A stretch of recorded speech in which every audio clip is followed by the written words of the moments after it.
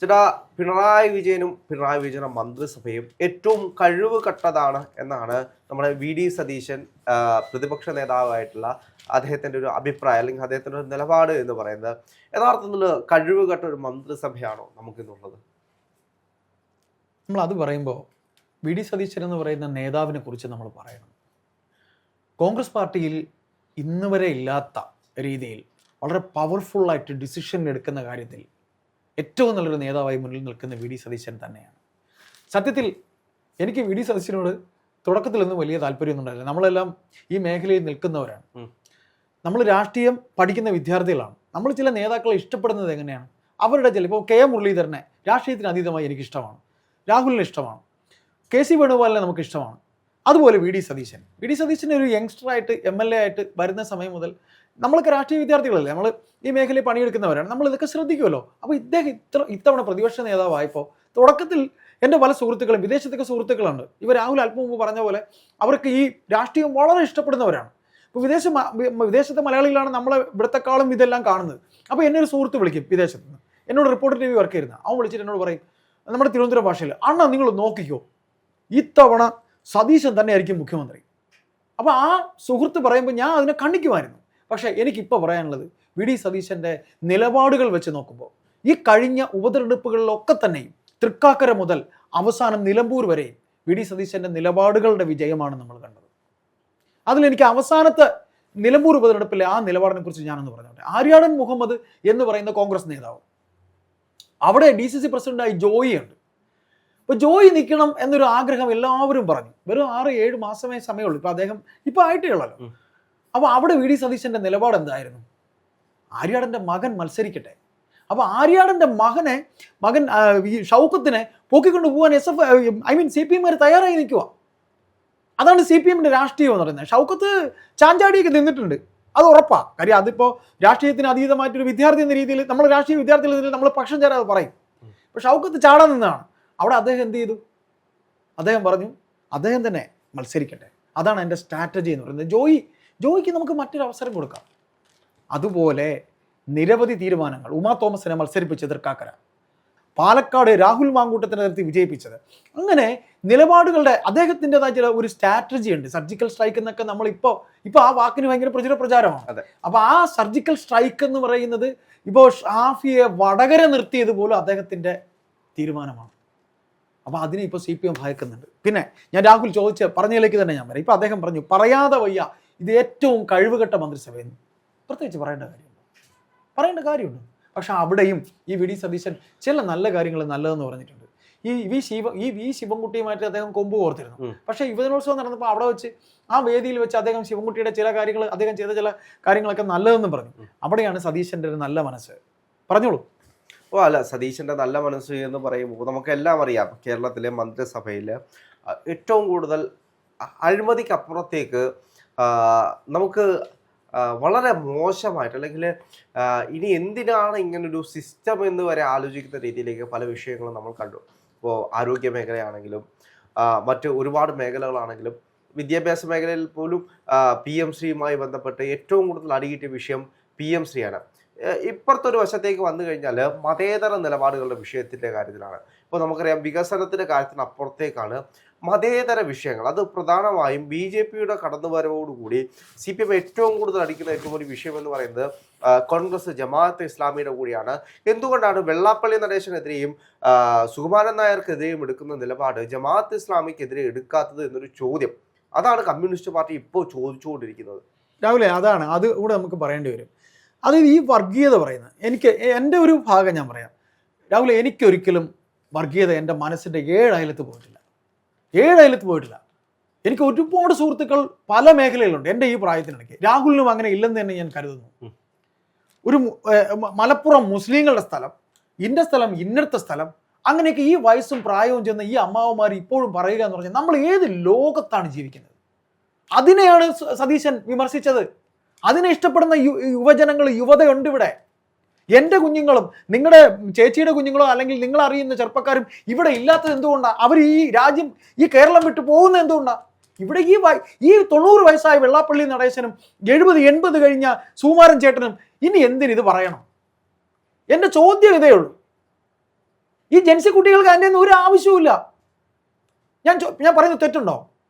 അല്ല, തെറ്റിന് അപ്പുറത്തേക്ക് നമ്മൾ അവിടെയാണ് സതീശന്റെ നിലപാടിന് ഭയങ്കര പത്തരമായിട്ട് തിളക്കം ഉണ്ടാവുന്നത്. തെറ്റുണ്ടോ ഞാൻ പറഞ്ഞില്ല? പറഞ്ഞോളൂ. അല്ല, അതിനകത്ത് മറ്റൊരു വിഷയം എന്ന് പറയുന്നത്, ഇപ്പോൾ ഇവരെല്ലാം പറയുന്നത് അവരുടെ ജാതിക്ക് വേണ്ടിയിട്ടാണ് ഇവർ പോരാടുന്നത്. എന്ത് ജാതി? ഇവിടെ ആർക്ക് വേണം ജാതി? പക്ഷെ ഇന്നും കേരളത്തിലെ ഒരു 1ാം ക്ലാസ്സിൽ ചേർക്കാൻ പോകുന്ന കുട്ടിയുടെ രജിസ്റ്റർ ബുക്കിൽ വരെ ജാതി എഴുതി വെക്കുന്ന ഒരു നാടാണ്. അതൊരു സാധാരണ ഒരു രീതിയല്ലേ? അതിപ്പോൾ അതായിക്കോട്ടെ, ജാതി ഇല്ല ഇല്ല ഇല്ല എന്ന് പറയുമ്പോൾ ജാതിക്ക് വേണ്ടി വാദിക്കുകയും ജാതിക്ക് വേണ്ടിയിട്ട് സ്ഥാനാർത്ഥികളെ നിശ്ചയിക്കുകയും കമ്മ്യൂണിസ്റ്റ് പാർട്ടി ആണെങ്കിലും കോൺഗ്രസ് ആണെങ്കിലും ജാതിയുടെ പേരിലല്ലേ സ്ഥാനാർത്ഥികൾ? അത് അടിവരായിട്ട് പറ. കമ്മ്യൂണിസ്റ്റ് പാർട്ടി അത് അടിവരായിട്ട് പറ. നിങ്ങൾ ബാക്കിയുള്ളവരെ മാറ്റി നിർത്തിക്കോ. എന്റെ ചെറുപ്പകാലത്ത് ഞാൻ കണ്ടിട്ടുള്ളതെന്നറിയോ, ഒരു സ്ഥലത്ത് ഇപ്പം ഒരു നായർ മത്സരിക്കണം എന്ന് പറഞ്ഞുകൊണ്ട് CPM ഒരിക്കലും ഒരു നായരെ നിർത്തിയായിട്ട് എൻ്റെ ഓർമ്മയിലില്ല. പക്ഷെ ഇപ്പൊ പിണറായി വിജയൻ ഐഡന്റിഫൈ ചെയ്തുകൊണ്ട് വരികയാണ് അവിടെ ഒരു നായരെ കൊണ്ട് നിർത്താനായിട്ട്. അത്ര അധപ്പതിച്ചു നമ്മുടെ കേരള സമൂഹം, അത്ര കൊണ്ട് അധപ്പതിച്ചു. രാഹുൽ പറഞ്ഞു ഇപ്പോഴല്ലേ ഈ ജാതിക്കും മതത്തിനും ഒക്കെ പ്രസക്തി ഏറ്റവും കൂടുതൽ. അതാണ് നമ്മുടെ മനസ്സ് അങ്ങനെ ആയിപ്പോയി, അത്ര കണ്ട് ബ്രെയിൻ വാഷ് ചെയ്യപ്പെട്ടു. പക്ഷെ ആ ഒഴുക്കിനെതിരെ നമ്മൾ നീന്തണം. അതാണ് സതീശൻ കാണിച്ചത്. നമ്മൾ ഈ ഒരു വളരെ അഴുക്ക് നിറഞ്ഞൊരു ഒരു കൂട്ടത്തിനിടയിൽ കൂടെ നമ്മൾ പോകേണ്ട കാര്യമുണ്ടോ? നമുക്ക് എന്തെങ്കിലും ഒരു വ്യക്തിത്വം ഉണ്ടെങ്കിൽ നമ്മൾ വഴിമാറി നടക്കുകയല്ലേ ചെയ്യുന്നത്? കൂട്ടത്തിൽ പോയി നമ്മളും കൂടെ നാറണം എന്തിന്? ഞാൻ ചോദിക്കുന്നതിന്, ഞാൻ പറയുന്നത് തെറ്റോ ശരിയോ? അവിടെയാണ് അദ്ദേഹത്തിന്റെ നിലപാടിന്റെ വിജയം.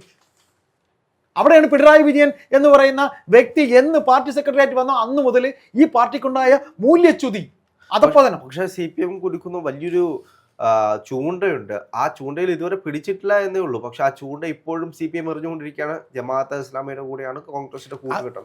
അത് കറക്റ്റ് നിങ്ങൾ പറഞ്ഞു. ഇന്നലെ വരെ വോട്ട് വാങ്ങിച്ച ഇവര് തന്നെയല്ലോ, ജമാഅത്തിലെ വോട്ട് വാങ്ങിച്ച ഇവര് തന്നെയല്ലോ. പിന്നെ എന്നിട്ട് ഇപ്പൊ കിട്ടാത്ത തന്നെ കെറുവാണ് ഇവർ കാണിച്ചുകൊണ്ടിരിക്കുന്നത്. നാണമില്ലേ ഇതൊക്കെ പറയാനായിട്ട്? നാണമില്ലേ? ഞാൻ നേരത്തെ പറഞ്ഞു തന്നെ പറയുന്ന രാവിലെ, എനിക്ക് ആ ചിന്തയില്ല. ഞാൻ അങ്ങനെ ചിന്തിക്കില്ല, എനിക്ക് ചിന്തിക്കാൻ കഴിയില്ല.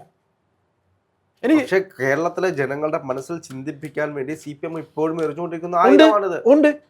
ഉണ്ട് CPM എറിഞ്ഞുകൊണ്ടിരിക്കുകയാണ്. അതാണ് മലപ്പുറം പരാമർശം പറഞ്ഞിട്ട് മലപ്പുറംകാർ കൊള്ളത്തില്ല, ഹിന്ദുക്കളെ നിങ്ങളെ വോട്ട് ഞങ്ങൾക്ക് വേണം. അതിനു മുമ്പ് അവരെ സംരക്ഷിച്ച് അവരെ വോട്ട് വാങ്ങി പോക്കറ്റ് വെച്ച് നോക്കിയപ്പോൾ കാണാൻ ഇവരെല്ലാം അകന്നു പോകുന്നു. ഉടനെ ഹിന്ദു പത്രത്തിലൊരു ലേഖനം എഴുതി മലപ്പുറംകാർ എന്തൊരു വിട്ടികളാ, പമ്പര വിട്ടികളാ ഇവിടെയുള്ളവർ, ഇദ്ദേഹം ഇങ്ങനെ കാണിച്ചു കഴിഞ്ഞാൽ ഉടനെ അങ്ങനെ പിറകെ പോകാനായിട്ട്. ഇത് കേരളമാണ്.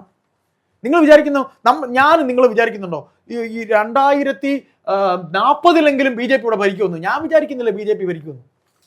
ഞാൻ വിചാരിക്കുന്നില്ല. BJP പറയുന്നത് ഈ വരാൻ പോകുന്ന തെരഞ്ഞെടുപ്പ് തന്നെ കേരളം ഭരിക്കുമെന്നാണ്. അവിടെയാണ് അവരുടെ ഗിമ്മിക്ക് എന്ന് പറയുന്നത്.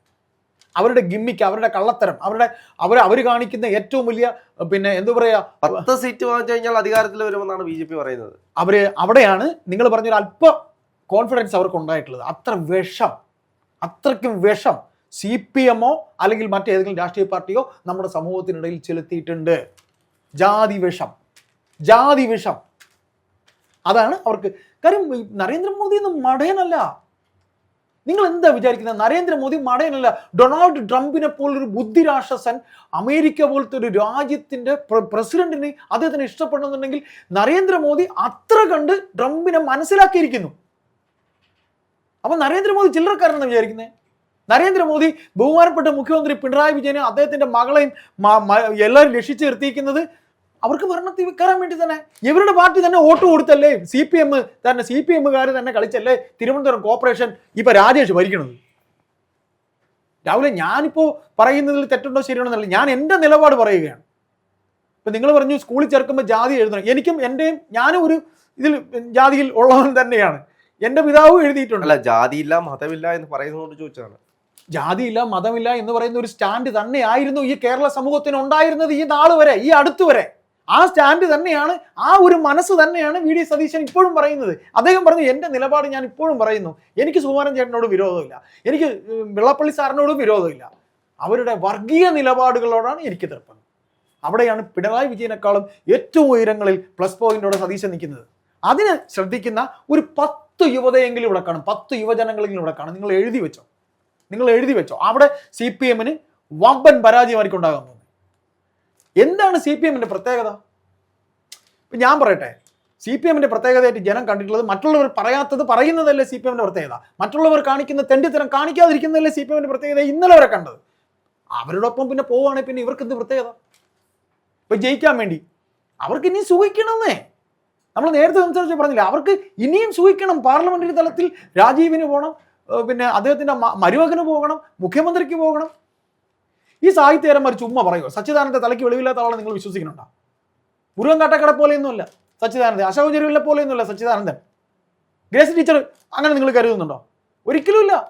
സച്ചിദാനന്ദനൊക്കെ വളരെ ഒരു എഴുത്തുകാരൻ, ഒരു സാഹിത്യകാരൻ, ദീർഘവീക്ഷണമുള്ള ആളാണ്. പക്ഷെ അതിനെ പറ്റി തെറ്റി അദ്ദേഹം ഇവരുടെ സ്ഥാനമാനങ്ങൾ വാങ്ങിച്ചുകൊണ്ടിരുന്നതാണ്.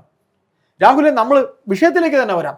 ഇത് വി ഡി സതീശൻ പറയുന്നത് താൻ കർക്കശക്കാരനാണ്. കാർക്കശ്യം ചിലപ്പോൾ ചിലയിടത്ത് ആവശ്യമാണ്. ഇപ്പൊ രാഹുലിനെ ഒരു പോസ്റ്റിൽ നമ്മുടെ കമ്പനി നിയോഗിച്ചു. പുറത്തിറങ്ങുമ്പോൾ നമ്മുടെ ചെറുപ്പക്കാരോടൊക്കെ നിങ്ങൾ കമ്പനി ആയിരിക്കും, നിങ്ങൾ അവരോടൊക്കെ തോളിക്കൈയിടും, ചായ കുടിക്കാൻ പോകും. പക്ഷേ പണിയെടുക്കേണ്ട സമയത്ത് നിങ്ങൾ കാർക്കശ്യ നിലപാട് നിങ്ങൾ കാണിക്കണം. അവിടെയാണ് നിങ്ങളുടെ സ്ഥാനത്തിന്റെ വില നിങ്ങൾ കാണിക്കുന്നത്. അതാണ് അദ്ദേഹം കാണിക്കുന്നത്. നമുക്ക് കാത്തിരിക്കാം. പിണറായി വിജയനാണോ മെരിറ്റ് കൂടുതൽ?